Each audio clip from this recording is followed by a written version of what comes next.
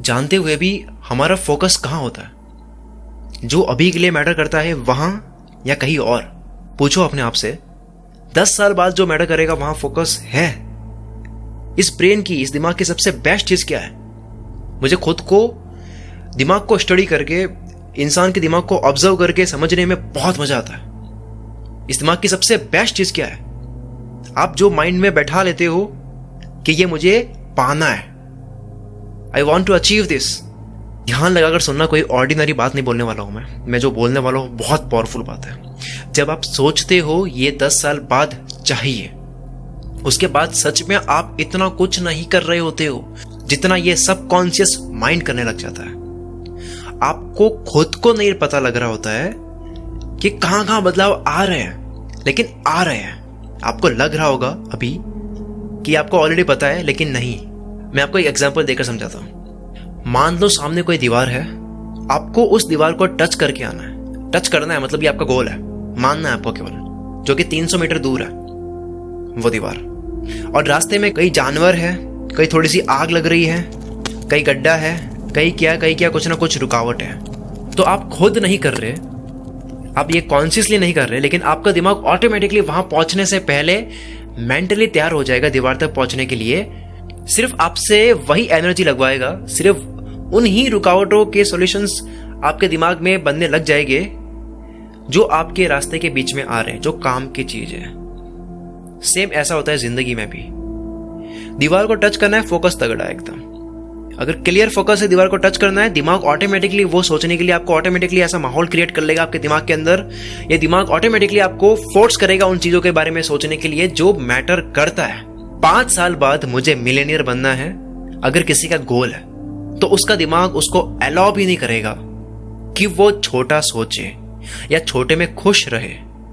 ये खुश रहना, डरना, फिक्र करना, ये सब फीलिंग्स कहां आती है? आपके सबकॉन्शियस माइंड में। लेकिन जब माइंड में गोल क्लियर हो जाता है, तब ये इमोशंस भी बदल जाते हैं। आप छोटे में खुश होने की कोशिश करोगे, लेकिन हो नहीं पाओगे, क्योंकि माइंड में अच्छे से बैठा लिया है कि मुझे मिलेनियर बनना है, मैं मिलेनियर बनने के लायक हूं। जो इंसान पूरी ताकत से ये सोचकर मान लेता है मुझे ये बनना है, ये बनने के मैं लायक हूं, आई डिजर्व दिस, वो उससे कम चीजों में वो खुश हो ही नहीं पाएगा। ये एडवांटेज भी है, डिसएडवांटेज भी है दिमाग की। एडवांटेज क्या है? ये दिमाग आपको रुकने नहीं देगा, आपको बेचैन कर देगा बड़ा बनने के लिए। और बेचैनी होनी बहुत जरूरी है, नहीं तो आलस आ जाता है। इंसान की बॉडी ऐसी है कि वो चाहती है कि आराम करे। दूसरा डिसएडवांटेज क्या है? डिसएडवांटेज ये है कि मान लो फालतू का कोई ख्वाब आ गया, उसको बहुत ज्यादा चढ़ा दिया दिमाग के अंदर, मुझे ये करना है, लेकिन उसके लिए हद पार मेहनत नहीं करी, जो मेहनत वो काम मांगता है वो नहीं करी। उसकी वजह कोई भी हो सकती है, कोई भी एक इवेंट हो सकता है, या फिर कोई भी वजह हो सकती है, कोई भी लॉजिकल रीजन है कि हाँ यार ये नहीं हो पा रहा है, या कोई कमी हो सकती है। तो वहां किसी और चीज में डिसएडवांटेज सुनना आप, कि वहां आप खुशी ढूंढोगे, आप खुश रह नहीं पाओगे। इसकी डिसएडवांटेज है ये कि ऐसा कोई थॉट क्रिएट कर लिया मुझे ये बनना है, अगर वो नहीं बने तो रह नहीं पाओगे, क्योंकि दिमाग के अंदर उम्मीद बना ली कि मैं ये लायक हूं बनने के, मैं ये क्या कर रहा हूं। तो अच्छा भी है, बुरा भी है। अच्छा क्या है कि आपसे वो करवा ही लेगा फिर भी। बुरा यह है कि मान लो यार किसी तरीके से नहीं हो पाया, वैसे हो जाता है, मतलब जितने लोग हैं जो एक्चुअल में सीरियस होते हैं वो कर जाते हैं, लेकिन मान लो नहीं कर पाया, उसकी वजह बहुत फ्लेक्सिबल है, मतलब लाइफ बहुत फ्लेक्सिबल है, पता नहीं चलता कब क्या हो जाए। तो फोकस पर आते हैं फिर से, क्या अचीव करना है उस पर ऐसे नजर रखो मानो आपको अभी ही चाहिए। आपके एक्शंस, आपकी बातें, आपकी सोच, आपकी चाल, आपका काम करने का तरीका, आपके डिसीजंस लेने के तरीके उसके अकॉर्डिंग ऑटोमेटिकली होने लग जाएंगे, क्योंकि ये दिमाग, ये खोपड़ी आपको चैन से रहने नहीं देगी, और आप कर ही लोगे। और जब आप कर लोगे, कुछ हाथ पैर मारोगे, एक्शंस लोगे, तो रिजल्ट्स आने ही आने। या तो आप फेल हो गए या सक्सेस हो गए।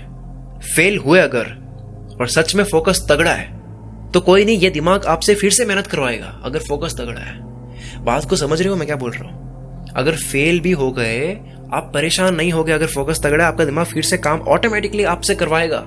और अगर सक्सेस भी हुए तब भी ये दिमाग रुकेगा नहीं, बिकॉज फोकस पर नजर तगड़ी है, दीवार सामने है, उसको टच करनी है, बीच में कोई आइसक्रीम दे रहा है या फिर आग आ रही है, दीवार तक पहुंचना है, उसकी मैं बात कर रहा हूं। तो ये दिमाग ऑटोमेटिकली ये सब चीजें बना लेता है।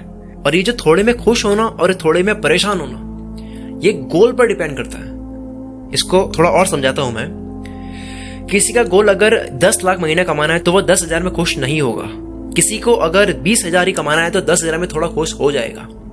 किसी को अगर 50,000 कमाना है, वो 1 लाख कमा लेगा तो पागल हो जाएगा। ये सब कुछ कहाँ है? ये खुशियां कहाँ है? ये हम अपने माइंड में तो बनाते हैं। जब 50,000 की उम्मीद रखने वाला बंदा 1 लाख कमा लेगा तो क्या वो मेहनत करेगा और वो रिलैक्स हो जाएगा? ये सब कुछ दिमाग के अंदर है। जितना तगड़ा फोकस होगा उतना ही कम फर्क पड़ेगा रिजल्ट से, उतने ही अच्छे और प्योर एक्शंस हो गए। ये सुनना ये बड़ा इंटरेस्टिंग है। प्योर एक्शंस का मतलब क्या है? अभी मैं जो बोल रहा हूं वो मेरे अंदर से निकल रहा है, ये बात मेरे अंदर से आ रही है। कई बारी मैं खुद को फिर से सुनता हूं, मैं खुद इंप्रेस हो जाता हूं कि यार ये बात अचानक कैसे आ गई मेरे माइंड में। कि जितना तगड़ा फोकस होगा उतने ही प्योर आपके एक्शंस हो गए, यानी उतने ही गहरे आपके एक्शंस हो गए, उतने ही ज्यादा काम के आपके एक्शंस हो गए। कैसे बताता हूं? पूरे दिन में हम 20% काम वो करते हैं जिनसे 80% रिजल्ट्स आते हैं। 80-20 का रूल्स आपको पता होगा। और 80% वो काम करते हैं जिनसे केवल 20% से रिजल्ट आते हैं। ठीक है, तो जब फोकस तगड़ा होता है उसके बाद ये जो 20% है जिसकी वजह से 80% रिजल्ट्स आ रहे हैं, वो चीज और ज्यादा करने लग जाओगे जब फोकस तगड़ा होगा। और ये क्यों होता है ये आप करोगे तो बहुत अच्छे तरीके से समझ आएगा। जिसको मैं अभी बोल रहा हूं प्योर एक्शंस। प्योर एक्शंस हो गए, उतने ही ज्यादा गहरे एक्शंस हो गए, उतने ही ज्यादा काम के एक्शंस हो गए। यानी कि 10 चीजें आप कर रहे हो एक दिन में, तो फोकस तगड़ा होगा तो दो चीज ज्यादा काम की है वो ऑटोमेटिकली ज्यादा करने लग जाओगे।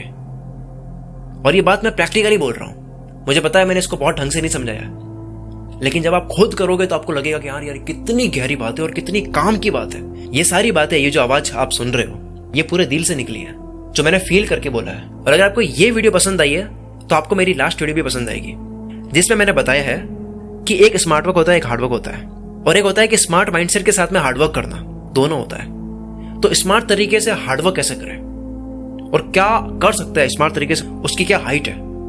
अभी स्क्रीन पर वो वीडियो शो हो रही है आपकी, अभी आप देख रहे हो यूट्यूब पे। इस पर क्लिक करके उस वीडियो को जरूर देखो। Wish you all the very best. मैं शकील कुल मित्रा से आपके सपनों को सपोर्ट करता हूं।